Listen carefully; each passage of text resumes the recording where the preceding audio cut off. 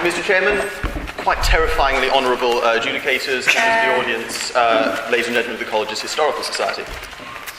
I feel I should begin this debate by pointing out that the opposition could actually win it really quite easily. All you really need to do to win this is to prove empirically, logically, and without leaving any space for any shred of doubt, the existence of a deity or pantheon of your choice, who has taken a sufficiently ghoulish and obsessive interest in humanity to institute a set of moral guidance laws for us, which they are then capable of enforcing or by rewarding or punishing us for paying attention to them. Once you've done that, then the entire concept of religion has just been validated, and in a blatant disregard for the format of these events, I will join your side and, in fact, possibly found a religion around you. Found a religion, ladies and gentlemen, because to do that would be a miracle. A miracle on par with weeping statues, with an illiterate man writing the Quran, and with all those pictures of Jesus appearing on bits of toast and pans. It proves he exists, clearly. But, also in contention for the greatest crock of cobblers yet concocted. I do love alliteration, sorry. However, the veracity or otherwise of the basic concepts on which religion is based is not the actual topic for this debate. Do we regret religion? Well, because I'm opening, I'd better clarify a couple of things. One, the OED lists 7 separate meanings of religion, but the one most relevant to us tonight being a particular system of faith and worship. As to whether or not we regret it, well, for that we're going to need to look at whether the negative impacts of religion outweigh the positive ones. So what are these positive effects? Well, leaving aside the potential for eternal salvation, which has not and really cannot be proved, I will turn to 4 main points advanced by religious apologists, classified by Professor Dawkins as explanation, exhortation, inspiration, and consolation.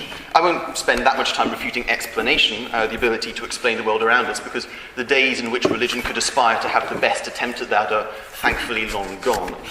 Exhortation, by which he means issues of morality, is a bit more problematic, especially as we live in a country in which religion still aspires to tell us how we live our lives. While it is true that religions do spend a lot of time telling us whether or not we sufficiently match these ancient and irrelevant dogmas of theirs, I would question whether that's beneficial. I mean, in what way can it be said to be a moral thing to make some vulnerable teenager feel sinful about their actions, their sexuality, their innermost beliefs and being? No, thank you. That, ladies and gentlemen, that is evil, not moral, and I really think that is a point which cannot be stressed strongly enough.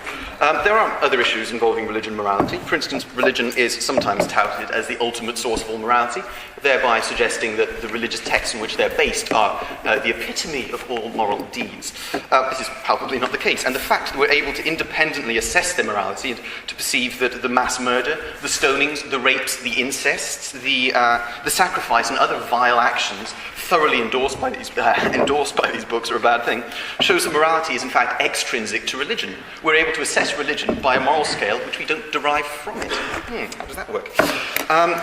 Also, though, there's the argument that the carrot and stick of eternal salvation and divine wrath helps to keep people on the straight and narrow. I find this vaguely offensive, as it suggests that people, without being monitored by a power-crazed deistic vigilante leering over their shoulder, won't be able to behave properly. But given that crime rates between atheists and religious people are pretty much equal, if not in favour of the atheists, would suggest that that argument is just so much rubbish. So we come to inspiration. Surely we can agree that religion inspires people to act with incredible selflessness and generosity. Or not, perhaps. Because people who do good only to gain brownie points with their deity are quite contemptible. And the fact that if people do good in the name of, even if they do it in the name of religion, for any reason other than to curry favour with the divine being of their choice, then they are not doing it because of religion. They might be inspired by their religious morality, but as I've already shown that morality is in fact independent of religion, they would clearly be good human beings in any case. I mean, would anybody on the opposition side care to suggest, one moment please, that Mother Teresa would have been a tight-fisted old bat if it hadn't been for her religion? I mean, I don't think so, because it's just ludicrous, yes? If unquestionable good is done, does the source really matter? Quite frankly, it depends what it is, because I think in the end the source will end up determining the quality of the good being done. Also, I would question whether or not unquestionable good has ever been done in the name of religion alone. Finally, consolation. How will people continue without the reassurance that they will survive after death to see their loved ones again, or some such imponderable issue? Well, speaking as somebody who has never believed believed in anything like that? Quite well, to be honest. The fact that I'm pretty damn sure that I'm only going to have one go at this whole life business makes me quite keen to have a fairly good time, do a decent job while I'm at it. And also, this argument, if taken to its logical extent, would, for instance, stop us telling children that Father Christmas doesn't actually exist. Sorry to break it to anyone. It's unpleasant, but occasionally necessary to face up to reality, no matter how cosy voluntary ignorance might be. So if the good we derive from religion is minimal to non-existent, what about the negative side? By oh my, where do we begin? Do you want me to enumerate all of the evils perpetrated by religions or in the name of religions to this day? Where to begin? The deaths of countless millions. No, thank you. In religious wars, from the Crusades to the Intifadas, in sacrifices from the Celts to the Aztecs, in persecutions from ancient Rome to modern-day India, via the thoroughly unexpected Spanish Inquisition in their company chair. The hatred and persecution of women, homosexuals, anybody different from you, in fact. The divisions, yes.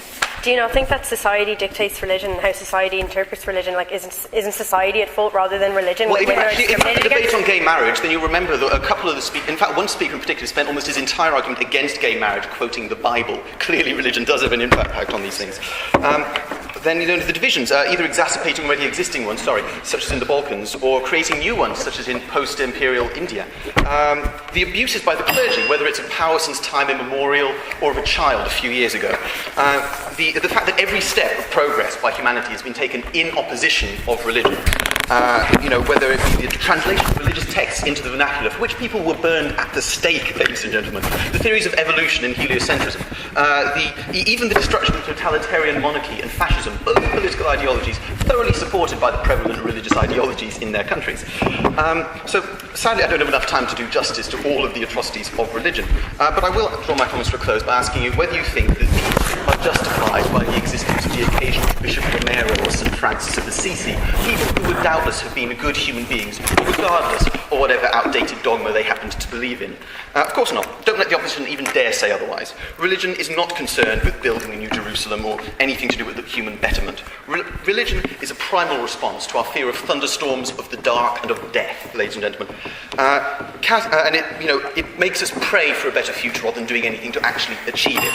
Casting off religion is not a request to live life without fantasy or consolation, but to embrace the true joy and wonder of existence, which religion only serves to impede. As such, I believe it's a philosophy whose negative features incalculably outweigh its positive, whatever positives might accrue from it, and so I beg you to propose this motion.